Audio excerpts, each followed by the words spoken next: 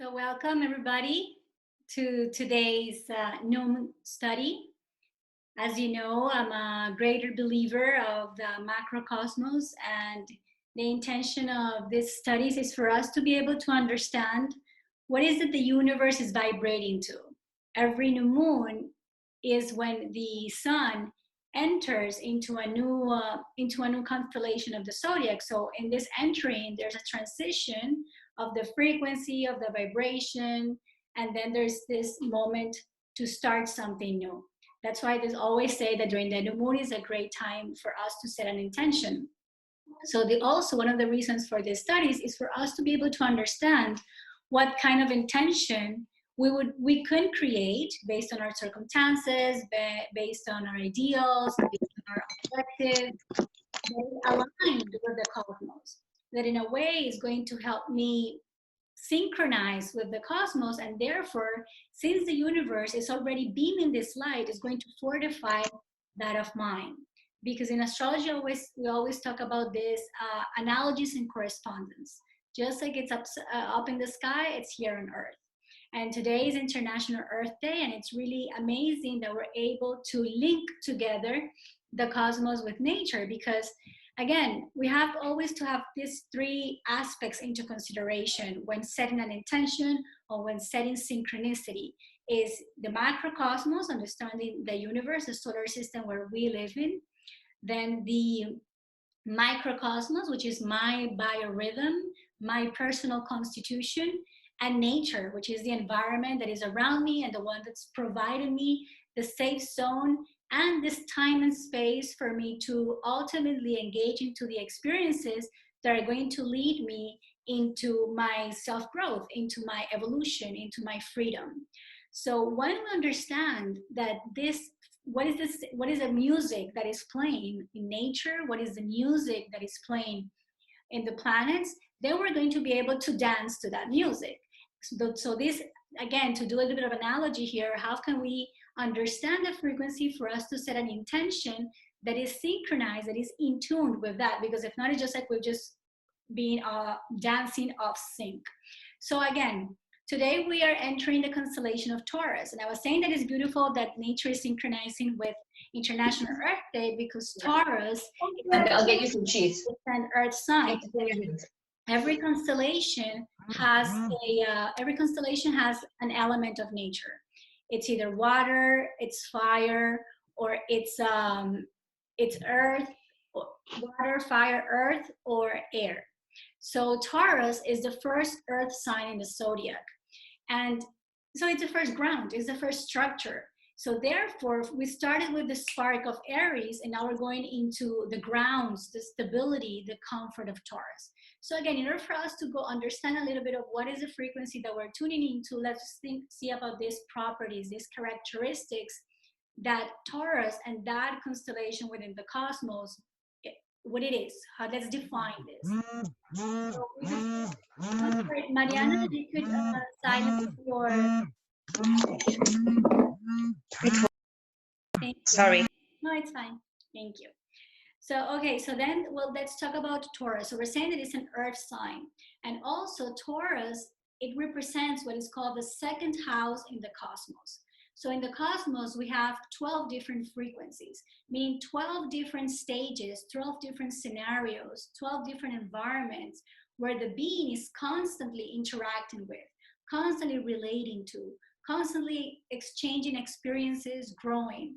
We have the self, we have my finances, we have our work, we have our career, we have our partners, the relationships that we engage, we have our home, we have our well-being, we have also our routines, we have the group of people, we have the changes and the shifts, we have my philosophical thinking, we have also my concrete objective thinking. So all these different frequencies that are present within the cosmos are divided in 12.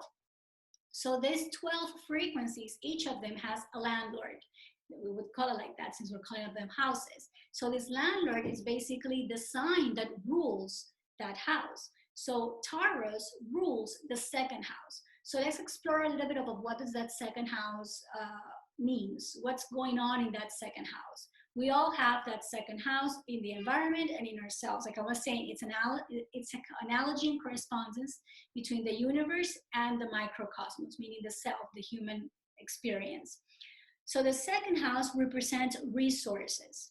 When I talk about resources, it's everything that I have garnered in order for me to be able to work with in life, in the existence.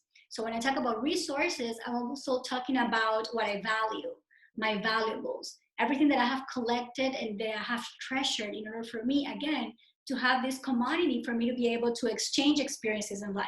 So exchange experiences in life. So it's also everything that entitles a transaction, everything that comes in and out. So for instance, our finances are part of the second house as well, because the finances is something that we value, that is it's something that comes in and out, just like, for instance, our metabolism. Our metabolic system is a transformational system that something comes in and then it transforms into something else, and then of course it goes out as something else. So the second house also entitles that transaction that's going on, the metabolic transaction that's going on.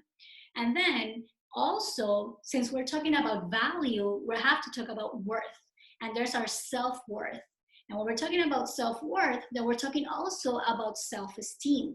So when we are talking about the second house, we also have to think that how much I value myself.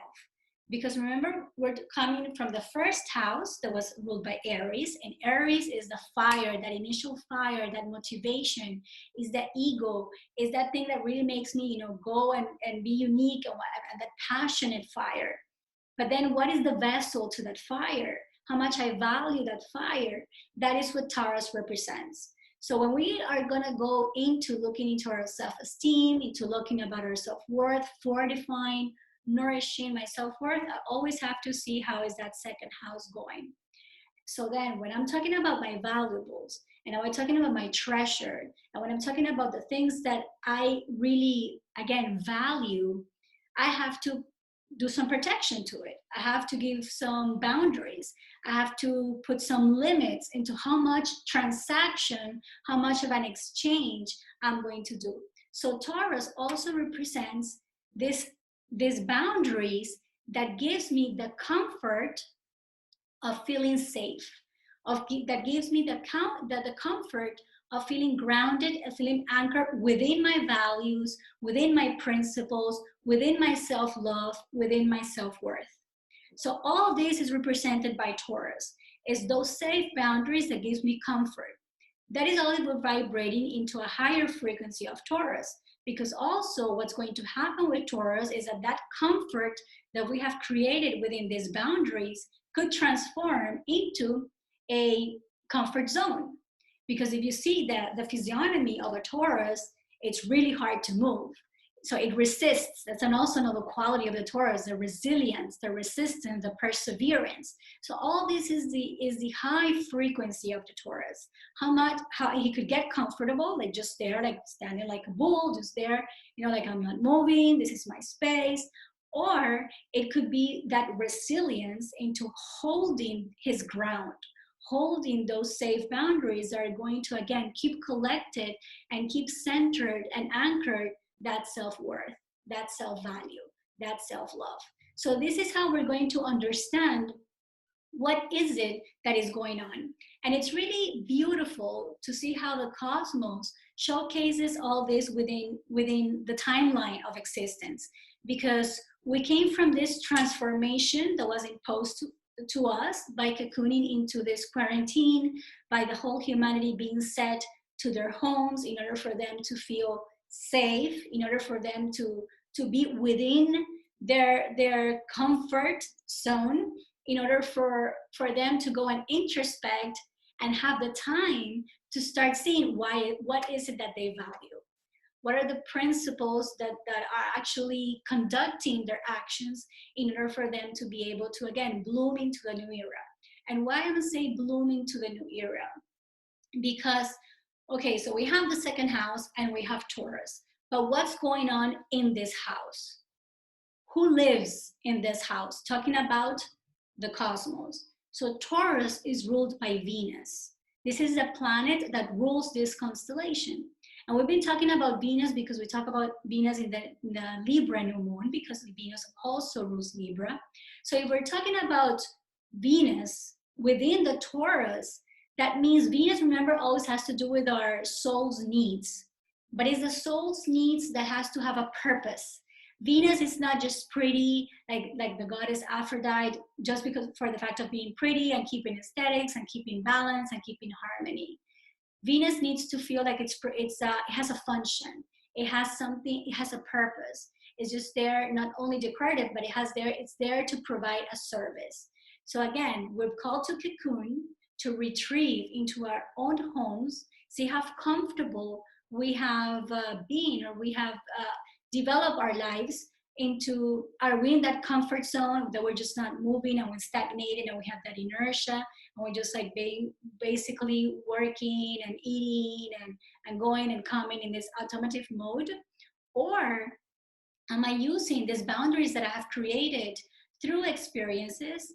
Am I using the valuables that I have collected through experiences for me to be able to recreate myself and reinvent myself into a new set of values? So why I'm saying new set of values, and why it is important about the new golden age, is because, like I was saying, okay, so Venus is the owner of this house, but there's a visitor there, a really important visitor in this house at the moment, which has been there since 2017, which is Uranus. So the planet Uranus has different properties than the planet Venus. We just said that Venus is about beauty, it's about function, it's about the soul's needs. Venus also represents in many ways investment. So again, where are you investing your time that is being given at this moment? How are you investing? Are you investing the time to really go and check into these values, into your principles, into your self-worth, into your self-care? Or are you just wasting and not investing this time for that? So Venus also ruling investments. But then we have, again, a visitor that is in this house, which is Uranus. And Uranus is the ruler of the planet Aquarius, which is what everybody's talking about the new age, is the golden age, is the era of Aquarius. So we have Uranus visiting there in this sign, in the second house of Taurus. And Uranus has a complete different character than Taurus, because Uranus is the independence, Aquarius is the independence, is the avant-garde, is the visionary, and Uranus is also radical. It's about no rules, it's about being this anarchist, it's about being the avant-garde. So again, we always have to see that there's two sides of the frequency. And these are moments where we could do a check-in and see with polarity are we vibrating. So in a moment where I'm cocooning, in a moment when I am called for to introspect and go into my self-worth and understand a little bit of the set of values that I've been, collecting through experiences and through life, am I vibrating with, okay, you know what, now is a time for me to get more avant-garde and start thinking about the collective, because Aquarius is also about the collective and the evolution as a collective whole? Or am I just being in the comfort of my house, binging, watching TV, stagnated, and producing this inertia? So what is it that what is the revolutionary act that I'm doing within my comfort zone? Again, we do need boundaries. We do need limits, because we want to, again, protect my self-worth, protect my self-value. But we don't want to do it in a way that we are, again, getting too comfortable and getting in this inertia that is avoiding for me to renovate, that is avoiding for me to have this vision into what is a transformation that we've been called for. So at this moment, when the sun enters this second house, when it enters the constellation of Taurus, and we also have the presence of the moon here, so we have all this energy collected within this sphere. So remember I was saying how a new moon is a moment to set an intention. So when we set an intention, let's set an intention that resonates with these values. We've had enough time, I've been thinking more than a month, depending on where you are, to think about, to be at home, to see how comfortable you feel at home, how comfortable you feel with the people that are around you, how well do you function? Are you in a functional family? Because remember, Venus is about function, or about dysfunctional dynamic, Because when we talk about dysfunctional families, it's just the way of the dynamic that has been created within the members of that ecosystem, right? So again, we have enough time already to value and analyze and introspect and see into this. But now, how are we going to come out of it? Because soon, the most of us are going to come out of lockdown. And we're going to think, okay, so what is it that I am propelling to? What is it that I am, what's going to be my vision after this? Did I do my homework? So we still have time to go in there and introspect and see a bit, how can I take this that I value and multiply it? Because this reminds me of one of the the Master Jesus parables that he gives the talents, the talents to three of the sons, and they're like, okay, what are you going to do with this talents? One person dig it into the soil because he didn't want to lose it. Another person reinvested it and it started multiplying and started creating this ripple effect. And the other one just spent it all and he didn't have anything. So again, what is it that you're doing with your values? Are you afraid? Are you coming from fear? And that's why you're just like, hiding your assets, really being there and keeping this like dry wall in front of you? Or are you digging into what is it that you have that you could actually put into some productivity? Because Taurus also represents the materialistic world. Remember, we're talking about finances. So Taurus has to do with this, the material, the manifestation is the concrete. Again, is the earth sign. We came from Aries, that is the spark. And then we go into this first manifestation of dullness, of matter, of tangible aspects. But again, something tangible that is useful because it's ruled by Venus. Something tangible and less manifest, something that is in resonance with this avant-garde vision of Uranus, but at the same time has a function for the collective. So this is what's going on in the universe at the moment. We have the sun entering the constellation of Taurus. We know that the moon doesn't have light of its own, so it receives the moon from it receives the light from the sun. So then we have the conjunction. A conjunction is when two planets are together, like holding hands. So a day like today, we have the moon holding hands by the sun. So the sun represents my self-realization. The sun represents my individuality. The sun represents my bright. It represents my uniqueness. And it represents my yang. It represents, it's the father archetype. Then when we go to the moon, we go to the mother archetype, but I as well go to my emotional world. And these two worlds, which is the subject, this that it's inside of me, which is my emotional world, my intimacy represented by the moon, and this objective, self-realized, bright individualism that is for the sun, are holding hands in conjunction with Uranus. So this revolution, this sternness, this transformation that Uranus is pouring into this, comes in the outside and in the inside. It's going to happen in my emotional world as well. It's going to happen in my objective world, because Uranus is there influencing the moon and influencing also the sun. But what else is interesting here is the fact that in this new era, what does Aquarius and Uranus also represents?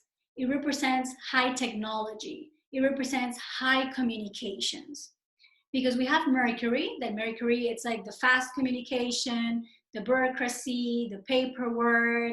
But when we go to Uranus, it's like the higher octane of Mercury. So we're talking about not only virtuality, which is part of like Uranus, but virtuosity. So we have, again, the lower frequency, which is the virtuality. We could get lost in virtuality. And I know there's also a lot of conspiracy theories about the 5G and how all this that's going on is basically of all these, electromagnetic waves that are connecting to us. And I remember one of the things that one of the masters used to say when I used to live at the ashram was that the fall of human evolution of humanity as we know it was going to come through the internet.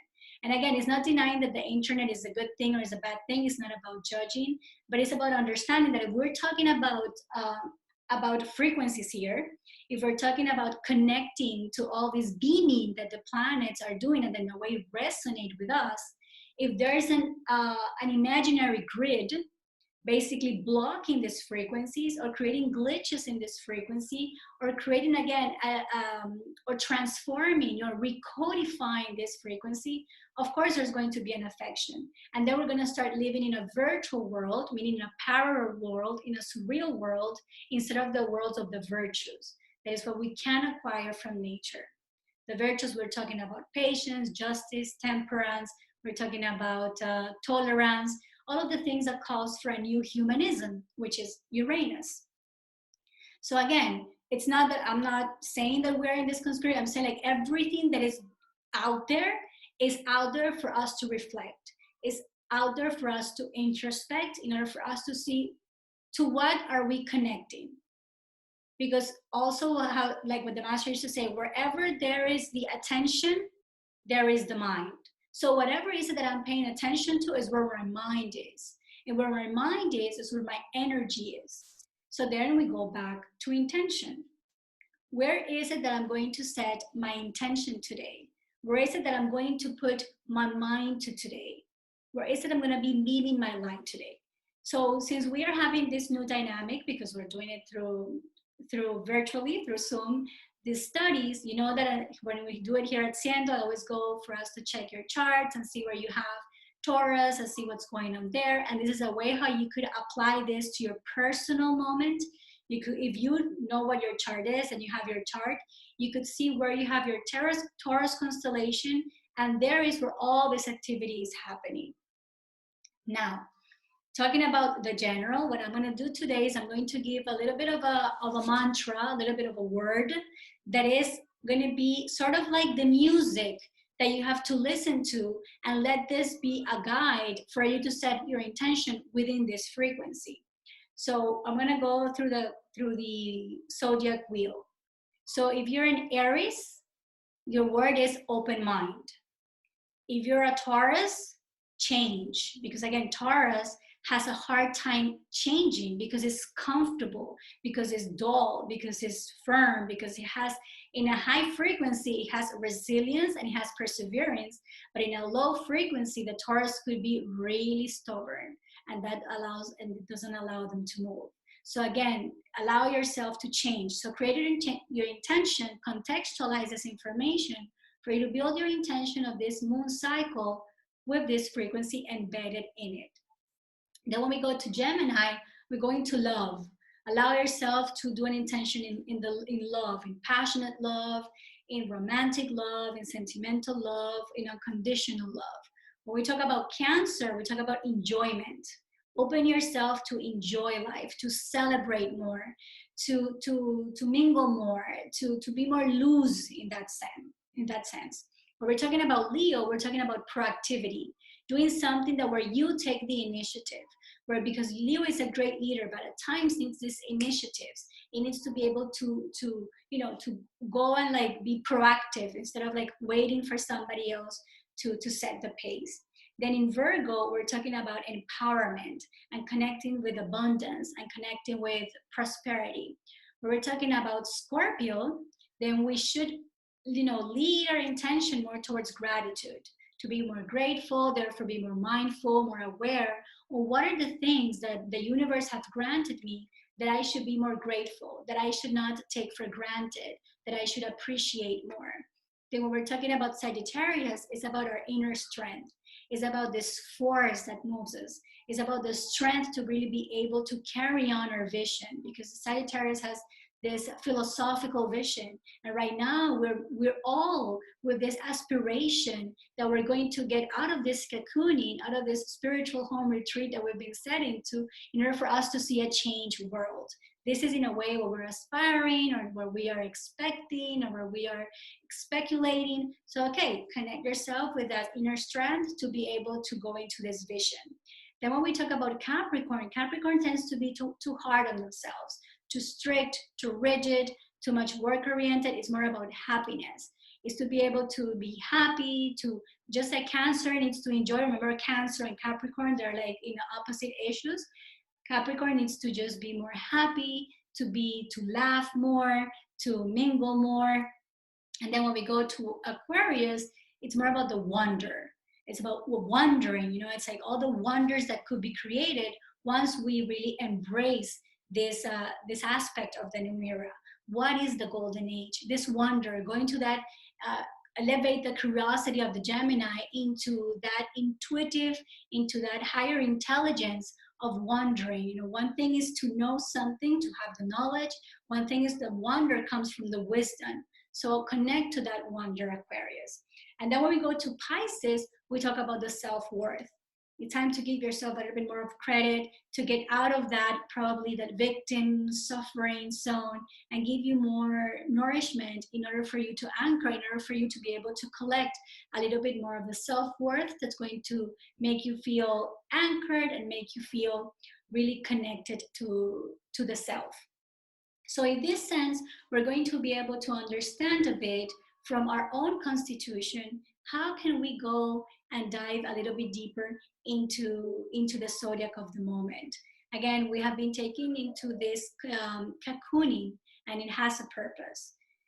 The more we get with the program, the more we get into the flow, the easier it's going to be for all of us to really embrace and integrate the values, the new religion, the religion of the golden age. Because when we talk about religion, we talk about reconnection. Etymologically speaking, religion comes from religare, and religare means to establish that connection again.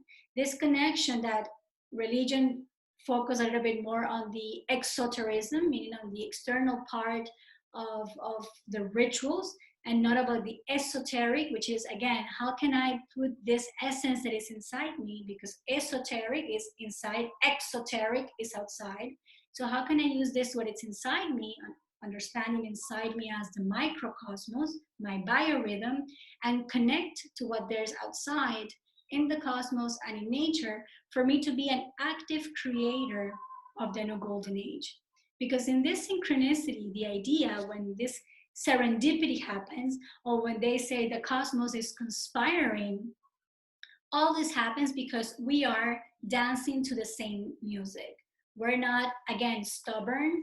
We're not going against the flow. We're not using resistance, because one thing is resilience and another thing is resistance. When we're being resilient is because we truly understand what is my intention. I truly attain responsibility and accountability for all the objective moves that I have to do in order to preserve that self-worth, to preserve my self-value. So I'm resilient and I'm persevering into, cultivating and nourishing that. And another thing is providing resistance, which comes from that comfort zone. No, I'm not moving. No, I'm not doing this. No, I'm just waiting to things to go back to normal. Well, I'm sorry, things are not going to go back to normal. Things are going to be different. You just have to understand. Or if you're going to be like that kid that's trying to put that circle inside the square, and it's just like trying to get it in there, it doesn't get it. Instead of seeing like the circle, it's just like next to that square. So it's just, also we're talking about adapting. Remember I said that the mantra of the Taurus is change. So we have to understand that we have just blooming from a square to a circle. So what is it that I'm going to be doing in my routines? What is it that I'm going to be doing in my comfort zone, interior comfort zone, because we're talking about the moon that is there, and exterior comfort zone, because I'm talking about the mother. What are the radical changes, surprising changes, because we're talking about Uranus, which is the planet of surprises, is a planet of radical transformation. So what are the radical transformations that I have to go through emotionally, the moon, objectively, the sun, in order for me to be able to synchronize to the transformation that nature already did? Because this is what happened. Out there is already, it's going, because creation never stops. It's an always moving process, because the first quality of love is movement. When something stops moving, it's dead. There's no love, there's no life. So creation is always moving, it's in constant movement. We were slowing nature down. with all our behaviors, with all our thoughts, with all our emotions, with all our actions, unconscious actions, with all our greed, with everything that we could, agree or not agree here. So we were just, again, put to the corner, put to our safe corner. So now that we're going to come out of our corner, it's time for us to see, okay, am I just going to go back to work? Okay, like it's over now, let's just go back to work. Am I just going to go back to taking my kids to school and going to the supermarket? Or am I going to do a creative, active change? I mean, this is the thing that I feel we all have to really tap into. If I were to do one radical change, and I'm saying radical because we're talking about Uranus, if I were to do one radical change, what would it be? A radical change that I can do, that I know I have to do, but I'm being too lazy, too tamasic, too dull to do it. Am I just staying in the comfort zone and avoiding this thing that is screaming that this is my new vision of life? This is where I would long to be. That this is what being virtuous means to me. So let's don't waste time and let's just do the change. Because if not, we're gonna waste an opportunity that the universe gave us. So how many opportunities are we going to need in order for us to, again, get on with the program? Are we going to apply the resistance? Or are we going to persevere into that revelation that we might get if we do the work of introspection, if we do the work of, digging deeper and seeking deeper into our worlds? So this is the invitation that Taurus is giving us at the moment, that Uranus is giving us at the moment. And again, remember, we're talking about Venus. When we're talking about Venus, we're talking about the fourth chakra, which is Anahata chakra, that talks about love, unconditional love, fraternal love, collective love, compassionate love. Compassion is that the empathy that we have to have in order for us to be able to sustain living with each other, living any relationship that we have to have empathy. I always say this example that one of you gave me the other day when you went to the supermarket, and there was this lady that took, like, I don't know, was it cookies or something, and took a bunch of boxes, and there was a lady next to them said, like, I'm sorry, do you mind giving me one? And the lady just like ignored and just, it's like, no, we have to be empathetic, and we also have to get away of this scarcity mindset. We have to come to think into abundance. The universe is so abundant that it's given us all this time to think. And if we don't learn, because we're in a constant learning process, if we don't learn about in this experience, there's going to come another experience. Because what the universe, the cosmos, wants us to do is to evolve. And in order for us to evolve, we have to learn. So it's going to give us as many chances and opportunities as possible for us to learn. The only thing is, are we going to learn when it's in a good mood, or are we going to learn when it's in a bad mood? Because this transformation process that started, in January, I think, when everything started, like, a little bit in China. I'm not, sorry for my ignorance in this part, but I'm not really connected to the news or any of that because I'm cocooning, doing my thing here. But so, and this is not going to be over. We have until 2022, maybe, not in the state that we're living, but for the transformative process to really come to a conclusion. So this is a process that just started now. At least it started physically, because it started since 1948 when the new era hit, when the universe did the shift from the era of Pisces to the era of Aquarius, which is what we're talking about. This happened in 1948. We started, the vibrational energy of the universe went from Pisces, which is the sacrifice, the victim, the mysticism. In Pisces we had Jesus, what in the catacombs. Now we're talking about astrology in the internet. So this was the era of Pisces, where there were martyrs, where there were, like, the Inquisition, people burning in the stake, all these things. That was Pisces. But then that veil dropped when the era of Aquarius happened. And then that will drop, and this information is out there for everybody that's willing to do the work. So now what happened since 1948 until now was that we were transiting into the 0 degree of the era. So in this 0 degree, there was this sort of like confusion. There was this transitioning, again, magnetic field. But now that the 1st degree of Aquarius hit, is when we're truly having a glance of what is the new age, or what is the Aquarius age. So I want to open a little bit for questions. If there's anybody that have any questions, I know there's a lot of information. Some of you are new to the Moon Circle. And so yeah, just if any of you have any questions regarding the moment, regarding the planets, regarding the day, it's open. So just unlock your mic and feel free to share. Very quick and easy. What was the Libra mantra, please? Libra, I do.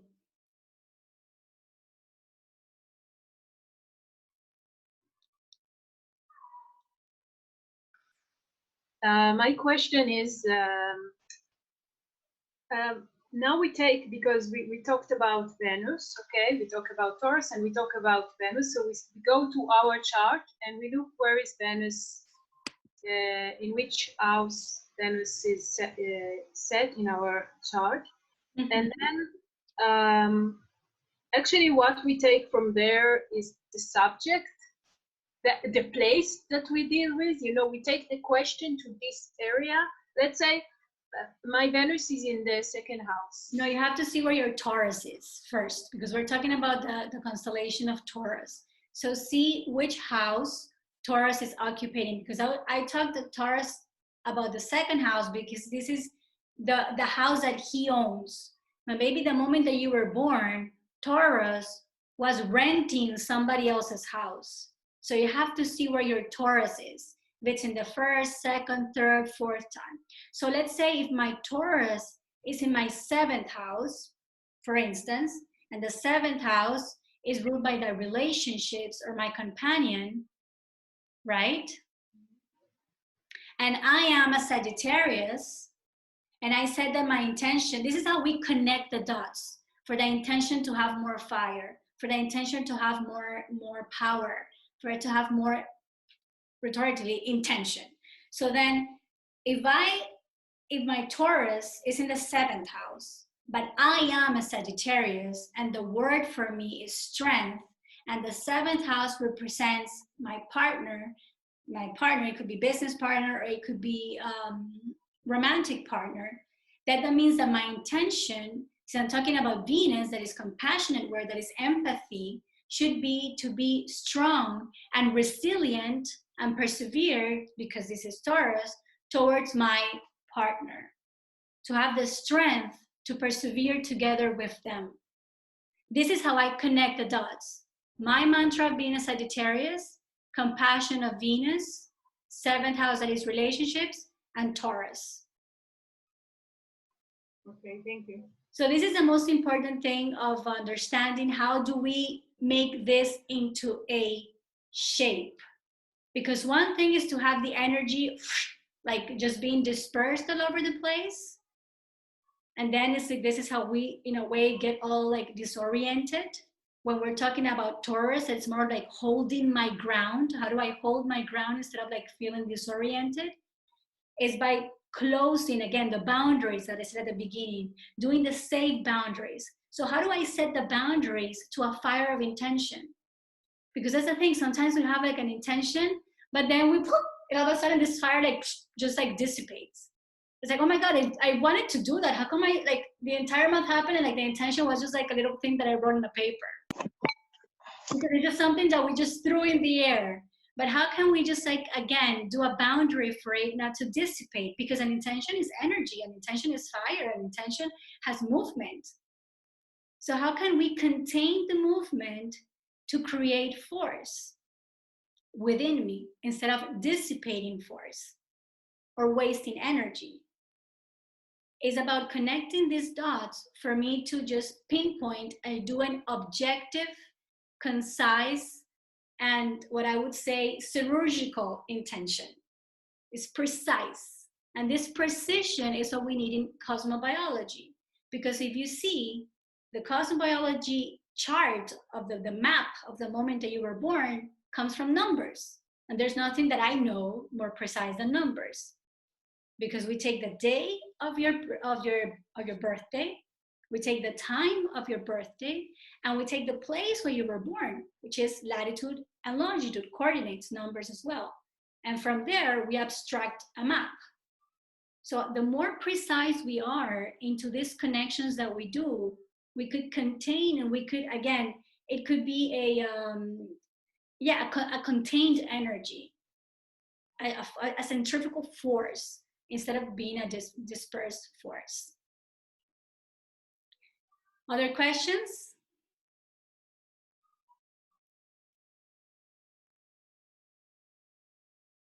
All good?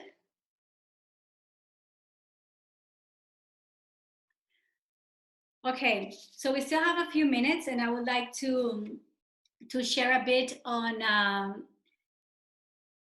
would like to share a bit also that Taurus is a sign that likes to eat a lot. Okay, and that's also something that could happen during this cocooning, because we're talking about nourishment. We're talking a little bit of like hoarding things, right? So again, for instance, Taurus, different than Cancer, because Cancer likes to cook. Cancer likes food. Cancer likes, because it's the mother, it's the nourishing to others. While Taurus likes to somebody else to cook for them to eat. So also watch out to see how are your eating habits during this moment. Have you been able to keep safe boundaries within these times of cocooning and being at home? Or have you just been like in your pajamas and eating a lot? Because also, again, this energy is there present. So it's a time also for us to be observant about our eating habits. Because remember I said about metabolism, it's also in the second house. So we have to observe what is coming in and what is coming out. Am I being able to process all these things? Or is also an opportunity for you to see if it's a moment for us to change our habitual eating patterns, our habits. So this is another angle for we could, a lighter angle for we could also see, or not, or maybe it's a heavy angle for some. Some maybe say, you know what, I truly have a disorder here. I truly see that the only thing that I've been doing throughout this thing is just eating. And this is a call for change. This is a call for transformation, for radical change. So again, it's also another way for you to sync yourself to new moon, to check into the food, to check into your metabolic system, to see how are you processing. Because remember, the sensation that is attached to Taurus is dullness, is stiffness, is absence of sensation, meaning that we've become so numb in a way that we're not even feeling anything. So this absence of sensation is also a sign of tamasic, of inertia. So see how is it that you're moving? How is your metabolism moving? How's your digestive fire moving? If it has this dullness, if it has this heaviness, if it has this absence of movement. Because what we want to try to avoid is this stagnation of the energy.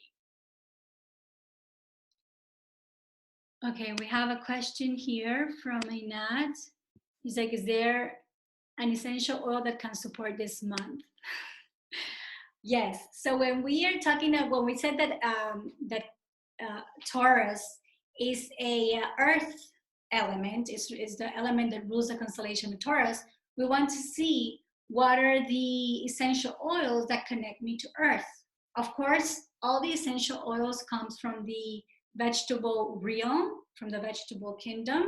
So in a way, all of them connect me to earth. But in particular, we're talking about roots. We're talking about resins. So let's say, for instance, you could go and wood. We're talking about cedar wood. We're talking about frankincense. We're talking about vetiver. We're talking about royal sandalwood or Hawaiian sandalwood. What else comes to mind? Myrrh. It's also really good for Taurus season. So everything that gives you this earthy and grounded energy that really is going to, again, remember that all of this to say that the most important thing to really start observing at this moment and being mindful and aware is about our self-worth. How much do I think I am worth? Because this is going to transpire into something so superficial as our finances. Do I value my time, which is the only thing that doesn't come back? And do I really hold my ground to that value? Am I really nourishing and supporting this ground that I have created? Am I comfortable with my value? Or do I have fear in sharing this value? So all this, again, all this to say that the most important thing at the moment is for us to see our self-esteem, is for us to see our self-worth, in order for us to be able to love ourselves enough, love, because we're talking about Venus, to care for ourselves. So again, the reason of all these self-studies is because through this self-knowledge, we're going to be able to acquire a bit of information for us to go deeper into our self-care. And once we start taking care of ourselves in a way that is truly nourishing, because when we get to know our cosmic constitution, we could really nourish what we are made of. When they say we're made of cosmic dust, okay, let's see what type of cosmic dust I am and what type of nourishment it needs. Where am I? Where do I have, where am I fragile? And where do I have my strengths? When I start to get to know that, I'm going to be able to hold my ground in order for me to set my value, in order for me to not to waste my time into experiences that are not going to take me closer to my ultimate goal of evolution. Because all of the rest is circumstantial. All of the rest are the means for us to go and choose the experiences for us to grow. But then it's a matter of, am I in sync with that long-term plan? Or am I sacrificing the long-term plan, understanding that the long-term plan is evolution, ultimately? Am I sacrificing that long-term plan for the short-term objective? Pleasure of like, oh my God, you know what? Oh my God, yes, this, I'm working on this, but tonight I'm just gonna like, indulge. Yeah, we should do that too. But understand that you're putting on pause something because for that instant gratification. But we have to have this awareness in order for us to see, again, how much are we investing? Remember I said Venus rules investment. And if the investments are towards this radical change that I have to do in order for me to propel me out of that comfort zone, or am I just wasting time in my comfort zone and just being dull and being there?